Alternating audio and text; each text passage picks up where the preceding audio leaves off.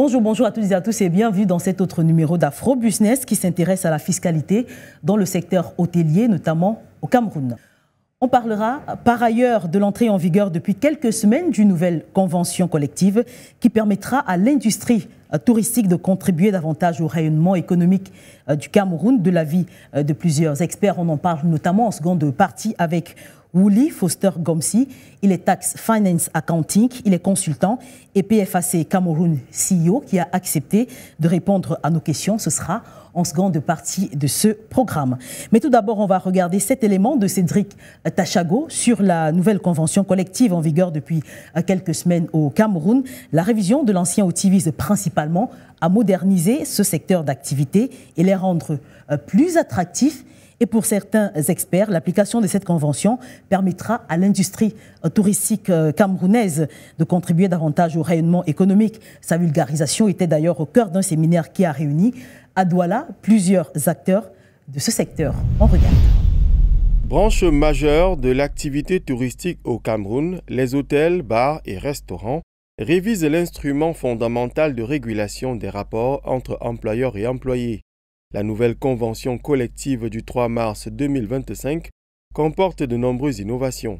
Le champ d'application qui s'est vu un peu plus large, incluant les appartements meublés aujourd'hui, mais aussi sur plusieurs aspects visant à renforcer le respect et le maintien des droits sociaux, des droits du personnel. Droit à l'opinion, encadrement des activités syndicales, prolongement des délais d'absence, le nouveau texte vise l'assainissement du climat social. Sur le point des indemnités, elle progresse passant de 3,7% pour certaines catégories à 42,8% pour d'autres. Une modernisation qui stimulerait davantage la compétitivité du secteur hôtelier. Le Cameroun, c'est un fabuleux gisement de potentialité touristique. Mais hélas, le tourisme, ça atteint seulement 5%. Ça contribue pour 5% dans la création du produit intérieur brut. Donc il y a des choses à faire. Au-delà des infrastructures qu'il faut construire, parce qu'à Nairobi, il y a 5 hôtels 5 étoiles. Réunis à Douala à l'initiative du cabinet PIFA Cameroun, employeurs, délégués du personnel, responsables des ressources humaines, se sont imprégnés des amendements majeurs apportés à cette nouvelle convention. Il est question pour nous de capitaliser sur le facteur rétention et fidélisation des talents. Je m'arrête à ce niveau-là parce que nous faisons face à une fuite de nos talents qui est de plus en plus grave, on dirait une hémorragie. Et nous voulons remercier tous les acteurs qui ont participé à la rédaction de cette nouvelle convention collective qui va nous permettre d'essayer de rebooster nos ressources humaines, le personnel et tout le monde du secteur d'activité. La dernière convention collective date du 31 octobre 2013. Après une modification fondamentale, les retombées positives sont plus que jamais attendues.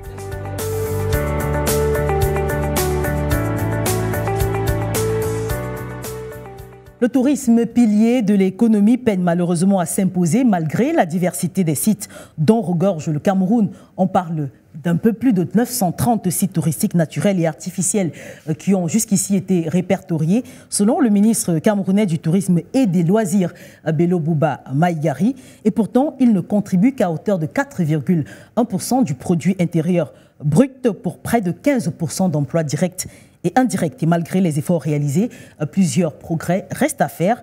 Un compte rendu que je vous propose de regarder. Des progrès qui nécessitent d'importants moyens physiques, humains et financiers, c'est l'on s'en tient aux déclarations du ministre du Tourisme et des Loisirs. Bello Bouba Maïgari, dans sa sortie évaluée à 930, le nombre de sites touristiques aussi bien naturels qu'artificiels, répertoriés dans tout le territoire camerounais. 4,1% de participation au produit intérieur brut, avec près de 15% d'emplois directs et indirects. Si tant est que le gouvernement s'investit dans des allocations budgétaires, il faudrait, selon le patron du tourisme camerounais, reconnaître que beaucoup reste à faire, comme par exemple l'aménagement des sites touristiques communaux et nationaux qui avoisinent les 500 millions de francs CFA pour la première catégorie et 1,5 milliard pour la seconde. Durant les 14 dernières années, 60 sites touristiques ont subi plusieurs aménagements pour un montant de 10,9 milliards de francs CFA. Plus d'une douzaine ont déjà été concédés à des opérateurs privés et sont actuellement mis en exploitation. Plusieurs autres sont directement gérés par les collectivités territoriales décentralisées. Il faudrait également savoir que sur un budget d'investissement public annuel moyen de 4 milliards de francs CFA, selon le site en ligne Investir au Cameroun, environ 23%, soit 1,2 milliard de francs CFA sont consacrés au transfert de ressources aux communes pour la valorisation des sites touristiques communaux.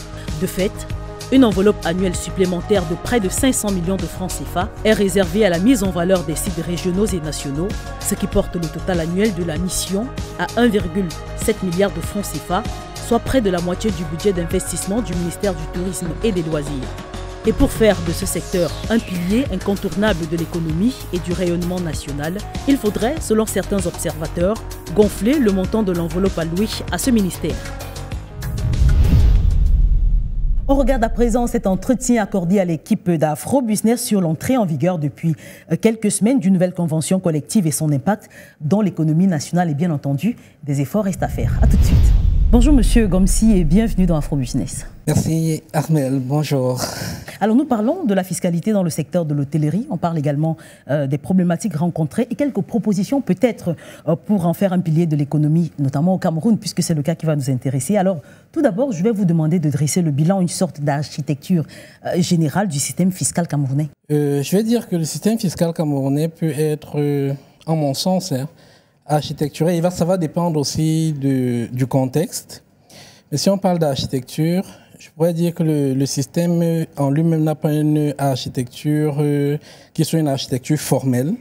Parlant de la fiscalité des activités hôtelières, je pense qu'il faut déjà dire qu'il n'y a pas de fiscalité typique à l'activité de l'hôtellerie au Cameroun. La fiscalité qui s'y applique est une fiscalité de droit commun.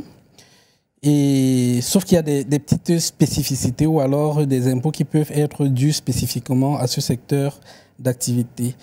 Et quand je parle de fiscalité de droit commun, je vais parler d'une fiscalité qui peut donc s'articuler en 3 grands axes. Une fiscalité que je peux dire d'État, à l'intérieur de laquelle on va retrouver par exemple la fiscalité traitant des impôts sur le revenu, l'IS, l'IRPP, les droits de douane, les droits d'enregistrement, la TVA, la TSR. À côté de ça, on peut prendre un autre palier qui soit la fiscalité locale. Très bien.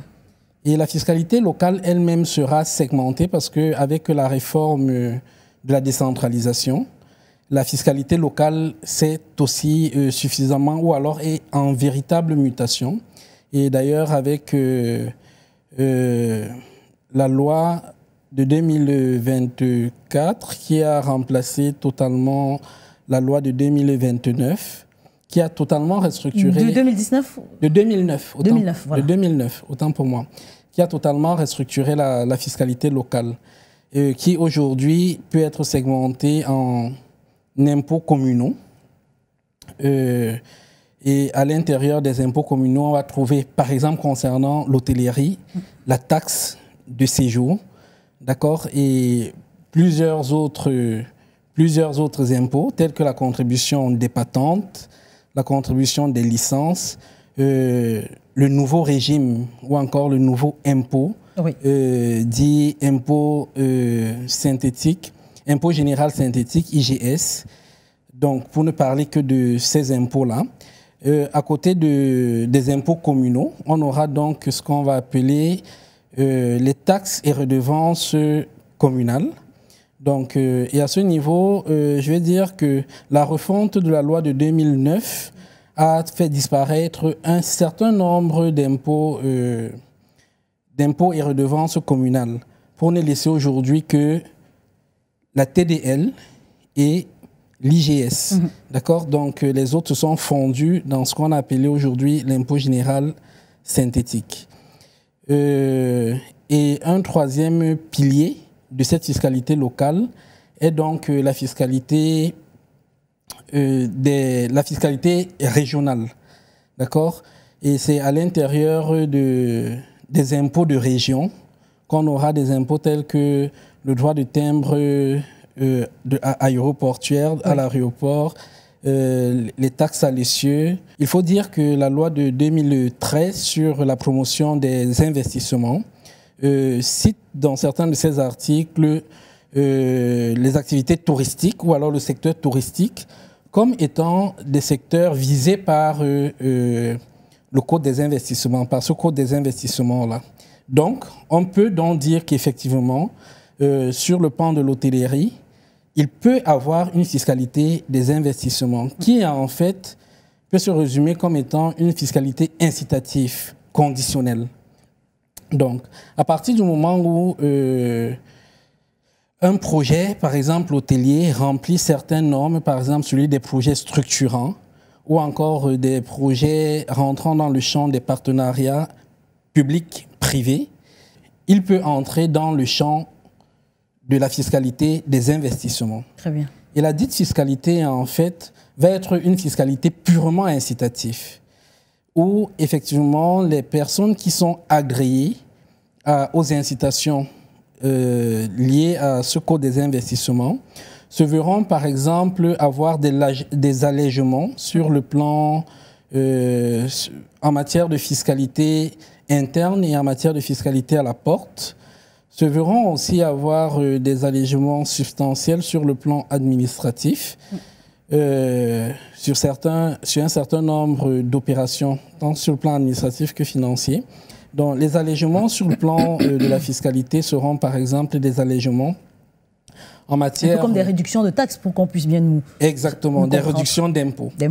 Par exemple, en matière d'IS ou bien d'IRPP, mais d'IS précisément, les entités qui y bénéficient se verront par exemple alléger leur IS d'un certain seuil calculé sur la base de 50% des investissements. Donc, ça veut dire que si j'ai par exemple fait un investissement de 100 millions, d'accord, mon allègement d'impôt prendra pour base par exemple la moitié de cet investissement-là, où il faudrait calculer mon impôt dû, sans que cet impôt naturellement ne dépasse les 50% des impôts déclarés au cours de l'année. Et ces réductions peuvent être bénéficiées sur une période de 5 ans. À côté de ça, on aura par exemple des exemptions d'enregistrement de certains actes.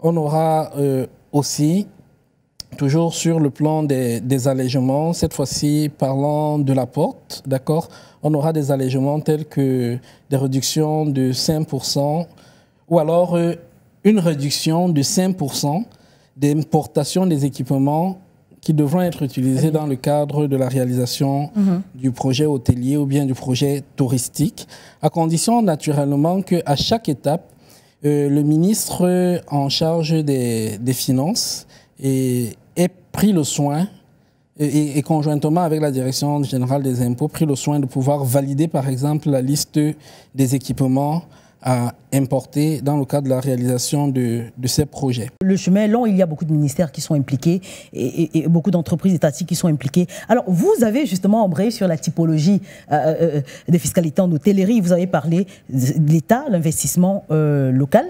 Alors, on a l'exploitation, on a la parafiscalité également. Quel type convient le mieux au contexte camerounais actuel?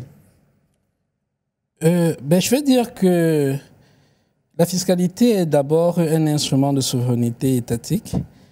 Parler de typologie de fiscalité, véritablement, il sera difficile d'aborder les questions sous cet angle-là, parce que c'est une discipline qui est autonome en elle-même et qui évolue en fonction des objectifs de l'État. La preuve et l'exemple le plus patent, c'est celui de la réforme en matière de fiscalité locale, qui a totalement été restructurée pour répondre à la vision qu'a l'État, qui aujourd'hui est tourné vers une décentralisation à proprement parler du pouvoir organisationnel et gestionnaire de la chose publique. Donc, on a restructuré la fiscalité pour rendre véritablement les acteurs à la base, c'est-à-dire les CTD, les collectivités territoriales décentralisées, assez autonomes, pouvant bénéficier de façon directe des retombées d'un certain nombre d'impôts, de taxes et de redevances qui sont dites de la fiscalité locale. Très bien. Et naturellement, en sus de la fiscalité étatique, d'accord, c'est-à-dire venant des contributions de l'IS, de l'IRPP, de la TVA et tout le reste. Très bien. Alors justement, c'est donc une révision, une nouvelle charte qui est entrée en vigueur il y a juste quelques semaines, si je ne me trompe. Désormais, les établissements hôteliers du Cameroun sont dotés d'une nouvelle convention collective. Et la révision de l'ancien outil vise principalement à moderniser ce secteur d'activité et à le rendre plus attractif. Justement, la question qu'on pourrait se poser, c'est celle de savoir quelle plus-value, si l'on s'en tient, je reste dans le contexte actuel.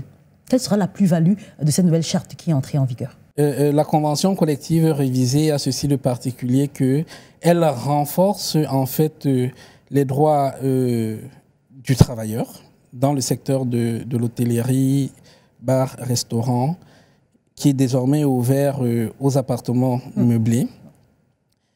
Donc, les droits du travailleur vont être renforcés. À côté de ça, la Convention va aussi s'atteler à aménager un cadre de travail beaucoup plus décent en apportant par exemple des modifications qui tendent à équilibrer par exemple le temps de travail et de la vie, le temps de travail ou alors le temps vie professionnelle et vie familiale. D'accord ? Et on sait combien est-ce que cet équilibre-là peut impacter le mindset des travailleurs. Depuis mars 2025, un point particulier a été mis par exemple sur le renforcement des droits des délégués du personnel, du droit qu'ils ont à pouvoir assister aux activités syndicales, d'accord ? Donc, et naturellement, à tenter de décourager les pressions que peuvent mettre les employeurs, et même d'interdire ces pressions-là de façon formelle. Voilà, donc créant ainsi véritablement un cadre beaucoup plus renforcé et propice au dialogue social. Sur le plan économique, d'accord, on peut se dire que c'est leur pouvoir d'achat qui est augmenté. Donc à ce niveau-là, c'est aussi une plus-value parce que ça peut impacter, je vais dire, les mouvements, d'accord, les transactions sur le plan économique et se faire ressentir dans ce... Et je vais dire, rendre un peu plus dynamique, par exemple, l'économie de ce secteur d'activité et voire même plus attractif. Je pourrais aussi orienter la réflexion sur le plan sécuritaire. Élargir la convention à ce secteur permet aussi à l'État d'encadrer le secteur des appartements meublés, donc, qui est un secteur qui, parallèlement aux hôtels, accueille des touristes, accueille des personnes. Or, dans le secteur de l'hôtellerie, c'était encadré jusque-là. D'accord ? Ça veut dire on prend le soin d'identifier les personnes qui arrivent. Il y a un certain nombre de formalités administratives qu'il faut respecter. Il y a des agréments qu'il faut avoir. Ça veut dire à tout moment, l'État est quand même en mesure de savoir qui sont ceux qui sont dans les hôtels, combien de visiteurs est-ce qu'il y a eu. Je crois qu'avec cette convention collective, désormais, même les contrôles vont s'étendre à ces appartements meublés. D'accord ? Et il y aura certains contrôles sur le plan administratif. Ils vont être contrôlés, ils vont être reversés dans le lot. Donc, sur le plan sécuritaire de l'État, je crois que l'État aussi, qui est partie prenante d'ailleurs de la convention collective, parce qu'elle touche plusieurs acteurs, je dirais le travailleur, l'employeur, mais ne s'arrête pas que là, l'État aussi. Parce que même dans la mise en œuvre de la convention collective, l'État y participe à travers les inspecteurs de travail, à travers les garants de la sécurité sociale, d'accord, et de la sécurité sociale, la CNPS, d'accord, et naturellement tout ceci sous la tutelle du ministre du Travail. Willy Gomti, c'est bien beau ce que vous dressez comme tableau. On se rend compte, d'après ce que vous dites, c'est de rendre le secteur un peu plus compétitif et incitatif, notamment avec l'aide et l'implication de l'État. Et pourtant, on a des établissements qui, jusque-là, déclarent que les charges sont un peu au-dessus de leurs moyens. Je vais les dire comme ça. Ce qui voudrait dire qu'il y a forcément des limites, même à cette nouvelle charte qui vient d'entrer en vigueur. Bien sûr, rien ne se crée, tout doit être équilibré. Donc en fait, s'il y a eu tous ces atouts d'un côté, il faut bien que de l'autre côté, quelqu'un d'autre paye la facture. Et qui paye donc la facture, qui paye donc la note, et généralement c'est le patronat. Ouais. Donc il faut dire qu'à la petite analyse que nous avons faite au lendemain de la publication de cette convention collective, nous nous sommes rendus compte que, par exemple, déjà, en matière de réforme, sur le plan, on a parlé du plan social, sur le plan économique, on a vu que, par exemple, la structuration des salaires et des indemnités était passée pour les salaires catégoriels. Par exemple, on a eu un accroissement allant de 3,7% pour ceux des catégories 12 jusqu'à 48,2%, presque 50% pour les personnels de catégorie 1. Donc, il y a véritablement eu une forte augmentation de salaire, d'accord, au profit des salariés. Très bien. Les indemnités de retraite sont passées de 30% par exemple, d'accord, peut-être par le passé en fonction du nombre d'années fait dans l'entreprise, à 45% pour des personnes qui ont entre 0 et 10 ans d'ancienneté et à 50% pour les personnes qui ont au-delà de 10 ans d'ancienneté. Sur le plan de la fiscalité, je vais dire sur le plan des charges patronales, fiscales et sociales, on a une augmentation de près de 13,7%. Ce qui est quand même énorme. 14%. Voilà. D'accord ? Donc, lors d'un séminaire que j'animais la semaine dernière, je disais, la limite... C'est très rapidement, s'il vous plaît. On a presque fini avec le temps. Oh, voilà, il est très court. Donc, la limite, effectivement, est dans comment est-ce que cette convention va pouvoir prendre corps. Surtout que elle est applicable en moitié d'année, en milieu d'année, où les budgets sont déjà arrêtés. Donc, je crois que ça met quand même sur la table véritablement un champ où le dialogue va démarrer et puis progressivement, on va essayer de s'arrimer, d'accord ? Mais ça pose un autre problème, parce que le tout n'est pas de dire qu'on a la volonté de s'y arrimer. Le tout, c'est de trouver les moyens pour s'y arrimer. Très bien. Et c'est là le véritable... J'ai failli parler justement de plus de mesures incitatives, par exemple. Par exemple, sur le plan de la fiscalité, on pourrait défiscaliser toutes les augmentations qui ont été faites, d'accord, pour que ces 13% allègent, par exemple, la charge du patronat.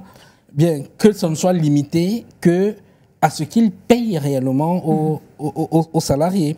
Donc, à côté de ça, je pense aussi que, en l'absence de tous ces vœux pieux-là, qui vont rester naturellement un challenge, il faut quand même se dire que la meilleure façon qu'auront les différents employeurs de pouvoir renverser la médaille, ce sera véritablement d'investir sur la formation et la qualification professionnelle.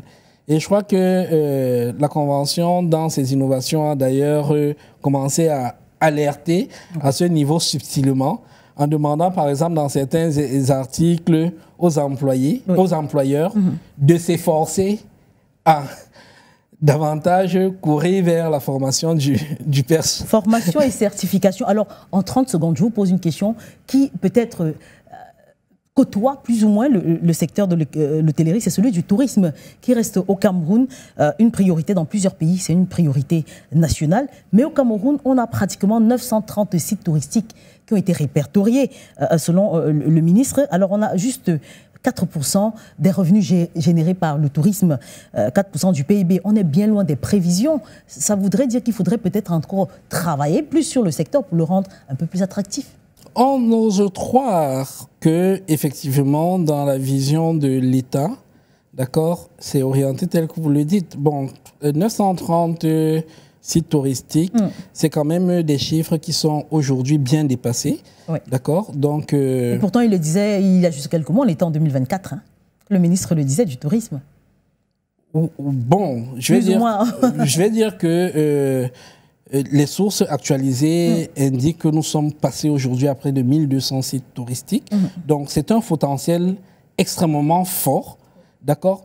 Et je veux bien penser qu'effectivement, cette action, le fait par la révision de la convention collective, d'accord, de rendre attractif le secteur, serait naturellement de commencer par répondre à la question des ressources humaines. Parce que la vérité, c'est que c'est un secteur dans lequel les ressources humaines sont véritablement au centre. Et les ressources humaines hautement qualifiées.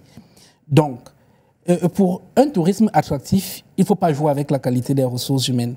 Déjà, il faut que les gens puissent s'intéresser, puissent venir vers ce secteur. Donc, si c'est dans cet objectif, c'est-à-dire glaner d'abord le potentiel, ensuite travailler sur la qualification de ce potentiel pour véritablement exploiter et mettre en lumière tout le potentiel touristique de l'État du Cameroun, naturellement, ce sera la bienvenue. Alors, merci à vous, Wuli, je vais le dire, Foster Gomsi, pour ces éclairages. Je rappelle que vous êtes Tax, Finance, Accounting, si je ne me trompe. Audit, vous faites également dans l'audit, vous êtes par ailleurs consultant. Et PFAC, Cameroun CEO, on ne comprend pas trop bien parce que c'est en anglais. Dites-nous-le en français, plus simple pour que tout le monde puisse comprendre. Oui, bon, en fait, PFAC Cameroun, c'est Profinance Audit Conseil Cameroun. C'est simplement un cabinet de coaching et d'accompagnement des PME. Et nous voulons ce coaching à 360 degrés. Donc, et c'est d'ailleurs pour ça que la ressource humaine, qui est au centre du développement de toute PME, est un des axes sur lesquels véritablement nous ne les signons pas à pouvoir investir des moyens pour pouvoir former des ressources clés. Donc, et c'est d'ailleurs dans ce cadre que les séminaires de formation sont généralement organisés. Et on ne pouvait pas, avec cette réforme, avec cette révision, manquer de pouvoir effectivement analyser et essayer de vulgariser tout en commençant par le personnel qui est à notre charge. Merci à vous. On espère vous revoir très vite pour d'autres explications. C'est moi qui vous remercie, Armel. Et voilà qui met un terme à ce numéro d'Afro Business. Merci à vous de nous avoir regardé ce programme.